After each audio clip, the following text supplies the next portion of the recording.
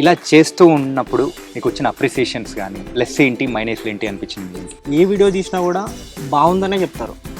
బాగుందని చెప్తున్నారు కరెక్టే, మరి ఎందుకు ఇంకా ఫాలోవర్స్ అట్లా అర్థం కావట్లేదు. మెయిన్గా ఎక్కడ ప్రాబ్లం వస్తుందని నువ్వు అనుకుంటున్నావు? నేను ఎంత ప్రయత్నిస్తున్నా కానీ నెగిటివిటీ నన్ను తొక్కేస్తుంది. ఉమెన్ ఓరియంటెడ్గా గెటప్స్ వేసుకొని కనిపించే రీల్సే ఎక్కువ ఉన్నాయి. దానివల్ల నీకు నెగిటివిటీ వస్తుంది అనుకోవచ్చు. నేను అట్లా ఇప్పుడు ఆ గెటప్ వేసినానంటే వీడు చెక్కగాడు సంథింగ్ ఎన్నో అన్నారు.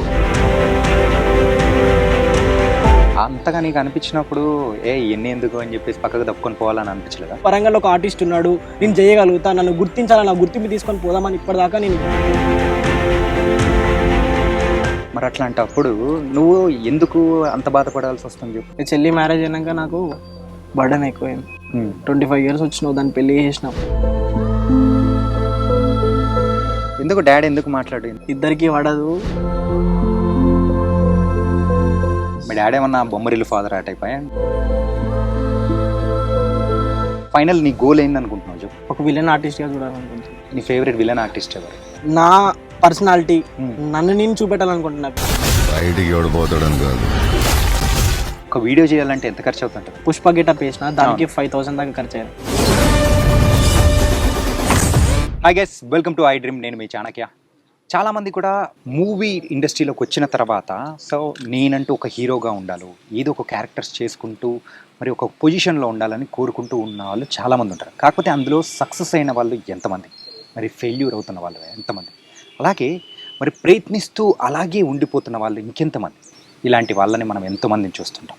కాకపోతే ఇప్పుడు ప్రయత్నిస్తూ ఇంకా ఎన్ని ఓటములు వచ్చినా కానీ నేనైతే ఓటమిని ఒప్పుకోనంటూ కూడా ముందుకు వెళుతూ ఉన్నా మరి యాక్టర్ లక్కీ, మరి ఇన్స్టా ఫేమ్ అబ్బాయి కూడా ఇక్కడ మనతో పాటు ఉన్నారు. మనోడు ఇలా ఎన్ని ఓటములు వస్తున్నా ఎందుకు కంటిన్యూ అవుదాం అనుకుంటున్నాడు?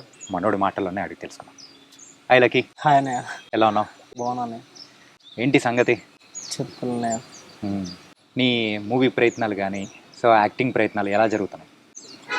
అంటే ఎన్ని అడ్డంకులు వచ్చినా కూడా చేసుకుంటూ పోతున్నానయ్య. మూవీ అంటే ఇంతవరకు దాకా ఏ ఛాన్స్ రాలే, ఆ ఛాన్స్ కోసం ట్రై చేస్తున్నానయ్య. 4 years నుంచి బాగా స్ట్రగుల్స్ అవుతున్నాయి. అండ్ ఇన్స్టాలో అయితే మాత్రం బోల్డ్ అని వీడియోస్ పెడుతున్నావు.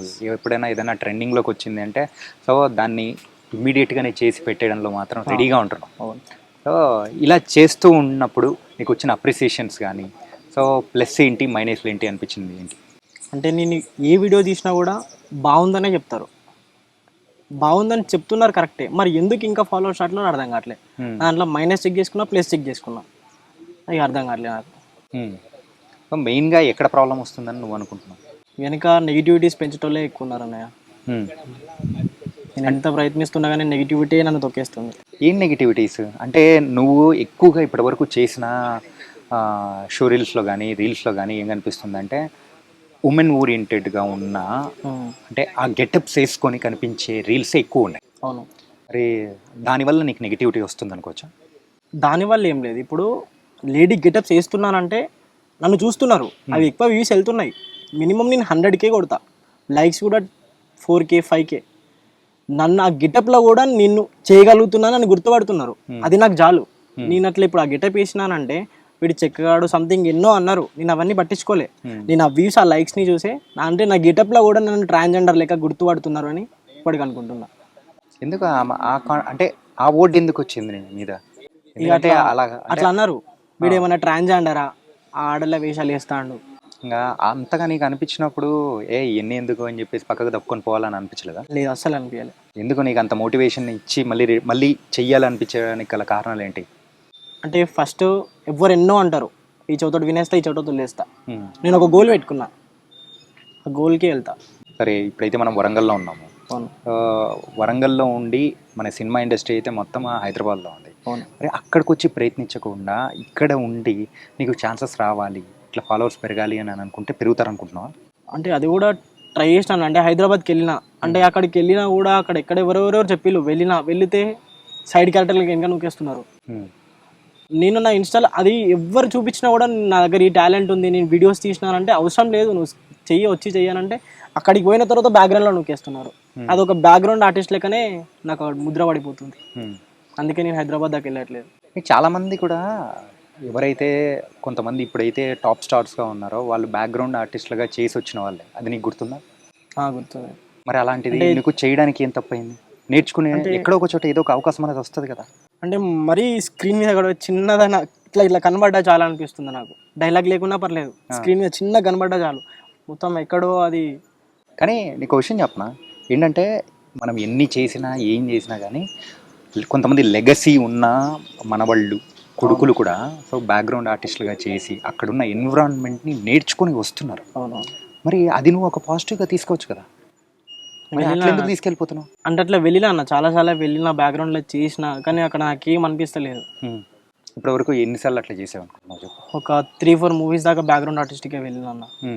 మరి అలా చేసిన తర్వాత ఇంకేం అనిపించకుండా మళ్ళీ రిటర్న్ వచ్చేసావు. మళ్ళీ రిటర్న్ వచ్చేసిన. మరి అప్పుడు నువ్వు ఓటమి నొప్పుకున్నట్టు కదా. అంటే అంటే నా సొంతంగా చేసుకొని బయటికి నేను చూపించుకుందామని హైదరాబాద్, అంటే నేనంటూ వరంగల్లో ఒక ఆర్టిస్ట్ ఉన్నాడు, నేను చేయగలుగుతా, నన్ను గుర్తించాలా, నా గుర్తింపు తీసుకొని పోదామని ఇప్పటిదాకా నేను ఎన్ని వచ్చినా కూడా అది నేను ఎవరు గివప్ చేయకుండా చేసుకుంటూ వెళ్ళిపోతూనే ఉన్నా. ఇంతగా జరుగుతూ ఉంది. సో నీకు ఎక్కడో ఒక చోట వ్యూస్ వస్తున్నాయి కానీ ఫాలోవర్స్ మాత్రం రావట్లేదు అని అంటున్నావు. కాకపోతే నువ్వు చేసే కంటెంటే కొంచెం డిఫరెంట్గా చేయొచ్చు కదా. మళ్ళీ అలా ఎందుకు ఆలోచించకూడదు? మనలో ఉన్న తప్పులు ఏదన్నా ఉంటాయి, ఆ తప్పులు ఏంటున్నాయని చెప్పేసి ఒక్కసారి అన్నీ క్యాల్కులేట్ చేసుకొని దాన్ని నుంచి అధిగమించవచ్చు కదా. అలా ఎందుకు చేయలేకపోతున్నాను అనుకోవచ్చు.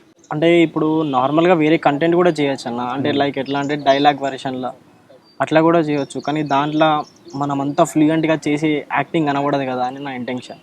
డైలాగ్లో కనపడకపోతే ఇంకా దేనిలో కనపడుతుంది అనుకుంటున్నావు చెప్పు ఒక మాట. అంటే ఇప్పుడు సింగిల్ డైలాగ్ వేరు, అంటే ఒక వీడియో వేరు, నేను అట్లా అనుకుంటున్నా.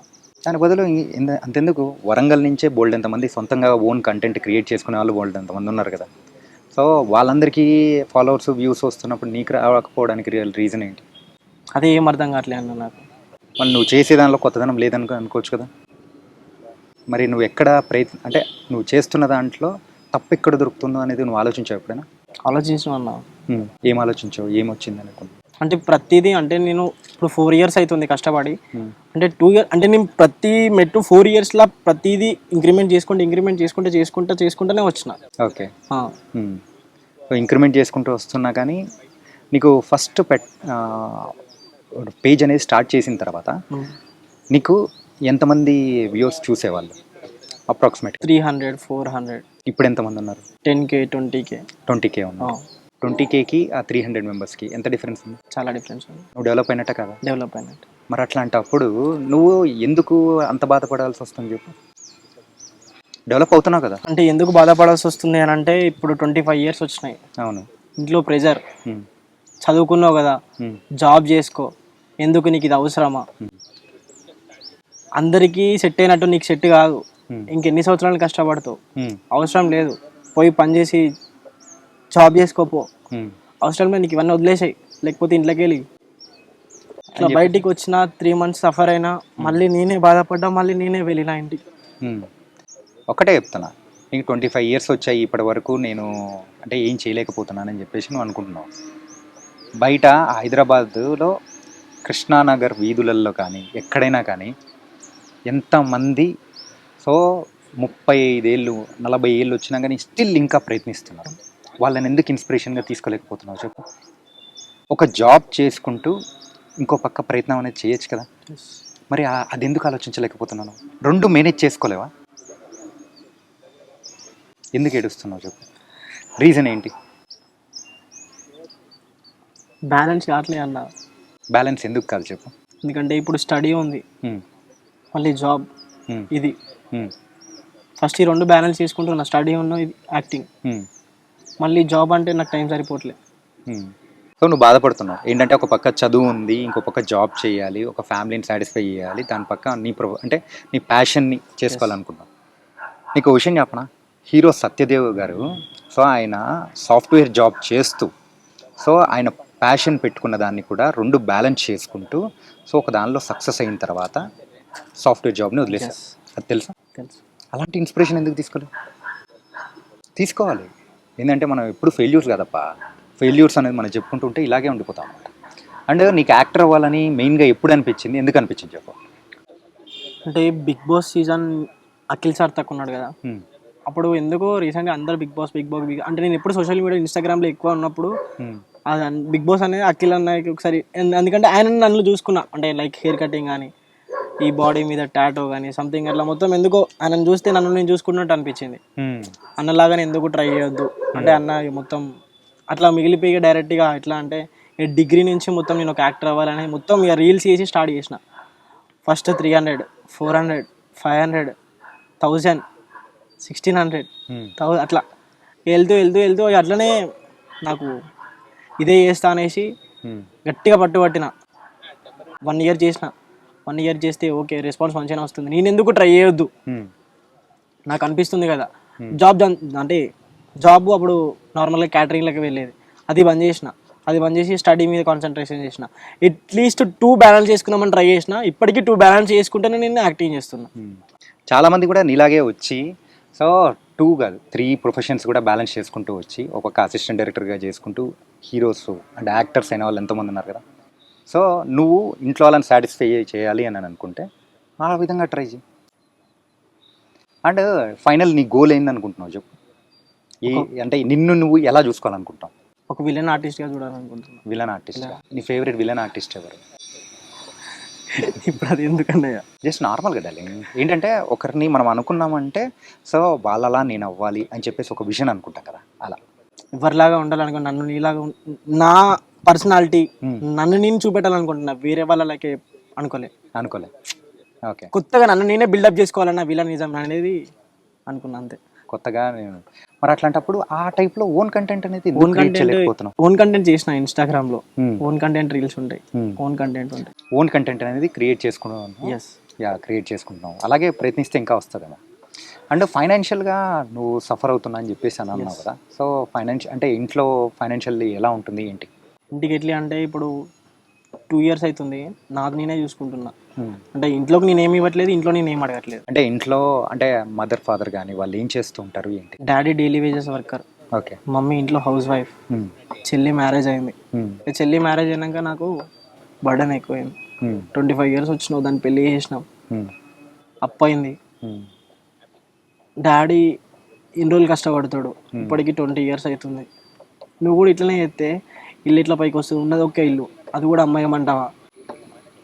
ఇవన్నీ ఎక్కువగా మెయిన్గా అమ్మగారు ఎలా అంటారు? డాడీ నాతో మాట్లాడాడు, ఏదున్నా మమ్మీ దగ్గరికి నాతో ఫేస్ టు ఫేస్ మాట్లాడాడు. ఎందుకు డాడీ ఎందుకు మాట్లాడు? ఎందుకు రీజన్? అది చిన్నప్పటి నుంచి అంతే, అది ఇద్దరికి పడదంటే అంటే నువ్వు ఈ ప్రొఫెషన్లోకి వస్తున్నావు అని చెప్పేసి అన్న తర్వాత ఇక చిన్నప్పటి నుంచి ఆ బాండింగ్ లేదు, ఫేస్ టు ఫేస్. ఓకే, ఎప్పుడు ఆ బాండింగ్ లేదు. అంటే ఈ సైడ్ ప్రొఫెషన్ ఎంచుకోవాలి అని అనుకొని వెళ్తా అన్నప్పుడు మీ డాడీ కానీ అంటే నీకు సలహాలు చెప్పడం కానీ ఏం చేయలేదా? చేసాడు. ఏం చెప్పాడు? అంటే నేను ఏదైనా అంటే నేను నార్మల్గా ఫ్రెండ్స్ పిలిచినప్పుడు ఏదైనా నార్మల్గా డైలాగ్స్ మాట్లాడుతుంటా, అరే ఇది ఇట్లా అంటే అట్లా కాదు ఇట్లా అని చెప్తాడు. కానీ at the same time situation వస్తే ఇక ఫైర్ అవుతాడు. ఓకే, అంటే ఆయనకి ఏం లేదు అని ఇంట్లో అనిపిస్తుంది కదా, అప్పుడు ఫైర్ అవుతాడు. నీకు అవసరమా? ఫైర్ అవుతాడు. సిచ్యువేషన్స్ తగ్గట్టు మాట్లాడతాడు. ఓకే. అండ్ మీ డాడీ గురించి నువ్వు చెప్పావు బాగానే ఉంది. మీ డాడీ ఏమన్నా బొమ్మరిల్లు ఫాదర్ ఆ టైప్ అంటే? అట్లేం లేదా? ఎవరి ఫాదర్ అట్లనే ఉంటారు కానీ, అంటే ఏ కొడుకు జాబ్ చేయకపోతే ఒక ఏజ్ పెరిగిన తర్వాత ఎవరికైనా ఫాదర్కి కోపం వస్తుంది. ఆ కోపం ఆయన అంటున్నాడు, నేను పడుతున్నా, నేను వెళ్తున్నా. ఒక మిడిల్ క్లాస్లో ఉన్న ఫాదర్కి ఆయనకున్న రెస్పాన్సిబిలిటీస్కి ఏంటంటే కొడుకు ఎక్కడ మరి అంటే తర్వాత ఫ్యూచర్లో ఏమైపోతాడని ఒక భయంతో వాళ్ళు వద్దు కాదు అని అంటుంటారు. అయినా కానీ నువ్వు ప్రయత్నించే ప్రయత్నం ఏదైతే ఉందో ధైర్యంగా వాళ్ళకి అర్థమయ్యేటట్టు చెప్పి ఇక అట్లనే చూపిస్తున్నా. ఏదైతే నేను ఇక కష్టపడుతున్నానో ఆ వీడియోస్ రూపంగా నానే కానీ నా ఇంటికి వస్తుంటే చూస్తుంటారు అందరూ, ఎందుకు ఇంతమంది వస్తారు అది మమ్మీ ఒకప్పుడు జస్ట్ ఒక పర్సన్ వచ్చినా కూడా ఏంది అనేది ప్రతి ఒక్కటి సిబిఐ ఆఫీసర్ లెక్క రీసెర్చ్ చేసేది. ఇక ఒక స్టేజ్కి వచ్చిన తర్వాత నేను వీడియోస్ అవైలబుల్ చెప్తుంటే బయటికి పోతే గుర్తుపడుతుంటే వీళ్ళు ఇట్లా లక్కీ అన్న వాళ్ళ మమ్మీ కదా మీరు అది అని అంటుంటే అట్లా కొంచెం మమ్మీ కూడా ప్రౌడ్గా ఫీల్ అవుతుంది. కానీ ఇంకా ఎన్ని రోజులు ఇంకా ఎన్ని సంవత్సరాలు అనేది వాళ్ళ ఇంటెన్షన్ అట్లా అంతే. అవును, ఒక వీడియో చేయాలంటే ఎంత ఖర్చు అవుతుంటుంది? అంటే నార్మల్గా నేను ఒక గెటప్ వేసి చేయాలి అని అనుకుంటే మినిమం ఇప్పుడు మొన్న పుష్ప గెటప్ వేసిన దానికి 5,000 దాకా ఖర్చు అయినాయి. ఓకే, అది ఎట్లా ఓన్గానే పెట్టుకుంటారా? ఇలా ఓన్గానే ప్రాపర్టీస్ అన్ని నేనే కొనుక్కుంటా, ఆర్నమెంట్స్ అన్ని నేనే కొనుక్కుంటా, శారీ నేనే, మేకప్ ఆర్టిస్ట్ని మాట్లాడుకున్నా, అట్లా అదైతే 5,000 దాకా అయినాయి. మొన్న రీసెంట్గానే చేసిన. అయినా కానీ నీ యొక్క ప్యాషన్ని ఇక్కడ వదిలిపెట్టుకోకుండా ఇంకా ఫైట్ చేస్తూ ముందుకెళ్తూ ఉన్నావు చూసా. కానీ ఎన్ని అడ్డంకులు వచ్చినా కానీ నీలో ఉన్న ఆ ఫైర్ని మాత్రం తగ్గించొద్దు. అసలే నీ యొక్క కళను నువ్వు నెరవేర్చుకోవాలని కూడా కోరుకున్నాను. ఓకే, పక్కనే. All the best lucky. Thank you. So guys, ఎవరైతే మనకు కావాలనుకున్న దానికోసం మనం ప్రయత్నిస్తూ అలాగే ముందుకెళ్తామో ఖచ్చితంగా ఏదో ఒక రోజు సక్సెస్ అనేది కూడా ఖచ్చితంగా వస్తుంది. అలాగే ఇక్కడ మన లక్కీ లైఫ్లో కూడా ఏదో ఒక రోజు సక్సెస్ వస్తుందని కూడా మనం కూడా ఆకాంక్షిద్దాము. మరో ఇంటర్వ్యూతో మళ్ళీ కలుద్దాం. అంతవరకు take care. This is your Chanakya.